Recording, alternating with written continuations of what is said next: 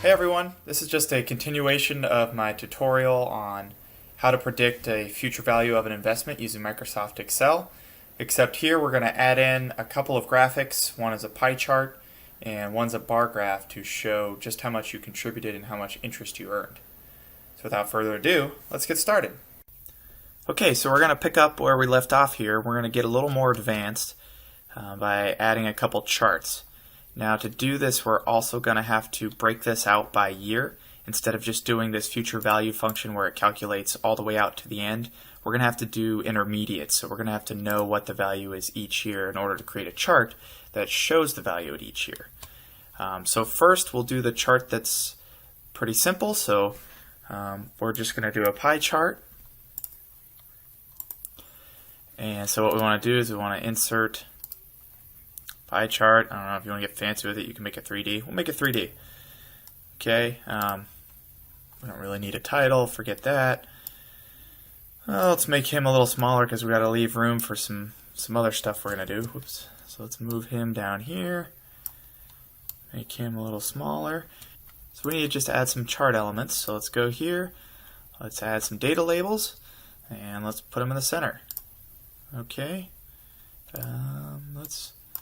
If we remove all the decimal places here, whoops, remove them, we can make it look a little nicer on the chart.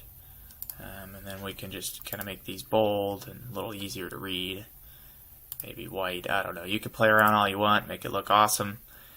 So now you know how much of the chunk of change that you invested is interest. So let's say you decided to invest this in, let's do 30 years. 30 years from now. Dang, $254,000. And make this a little bigger. Now there's a lot more interest earned because you use the time value of money, which we talked about earlier. I'll link to that video from this one. So that's compound interest working in your advantage right there. Alright, so now we want to break this out by year. So we're going to have to build a couple columns here. So we'll call this one year. We need to know what the predicted value was at the end of that year, and we need to know what our total contribution was so that we can show that on our next chart. So the years, this is pretty simple. We're just going to go 1, 2, and we're going to extend this out to 50 or whatever you want it to be. I'm just going to put 50 here for simplicity. There we go, 50 years. The future value, we're going to use this formula again. So I'm actually just going to copy it. I'm going to hit enter so that it remains the same here. And then in value, I'm going to paste it. But what I'm going to do is make the year this year instead of 30 years. So we want to know exactly at the end of year 1 what the value is. So instead of B4, I'm just going to drag it over to year 1. The other thing we need to do is make sure that these three values don't change when we expand the formula down. So to do that, you can just add some little dollar signs between here.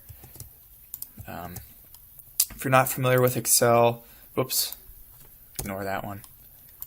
All that does is prevents the cells from moving down as your formula moves down like it wants to do.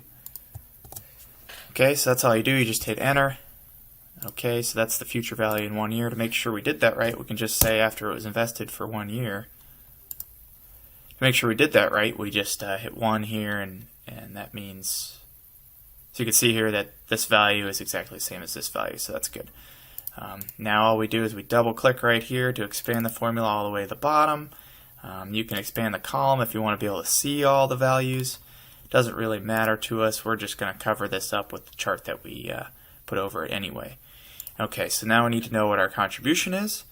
Our contribution is simply going to be in the, now this row is going to be, the first year row is going to be different than all the rest of the year rows. The first year row is going to include our starting contribution. And then we're going to add the contribution per month times 12 months. So that was the contribution at the end of year 1. But every year after that is simply going to be the contribution from the year before plus our contribution per month. And again, we don't want that to change, so we need to add our dollar signs in here. And then we're just going to multiply that by 12. We'll hit enter, and then we'll just let this this formula move down to the bottom of the chart. So let's make sure, alright, it goes all the way down to 50. Okay, so we do need one more column, and that's the interest we made just that year. Otherwise, if we stacked this on top of this on a graph, we'd be getting a false value. The total we made that year was this much. You contributed this much, so the interest you made that year was simply the value minus the contribution. But what we want this to be is the total interest. So every year after that is going to equal the interest you made the year before plus, just to make it kind of simpler to look at, the value minus contribution total that year. Hopefully that makes sense here. We're going to push this down all the way. So that is simply the value minus the contribution. Enter.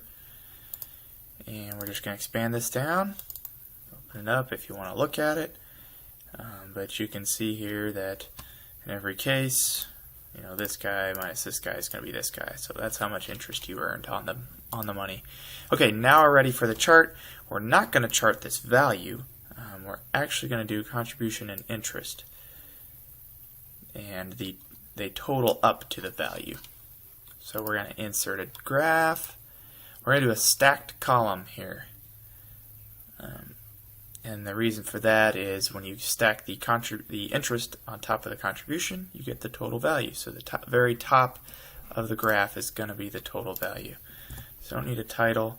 Let's throw this on top of all this data that we no longer really want to look at.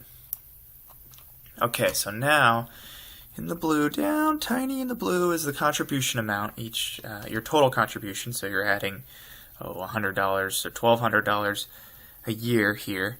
This is always going to show 50 years. There's a fancy way to make a dynamic chart where it only displays how many years you have here, but that's a little complicated. You can YouTube how to do that, but I'm not going to show that here.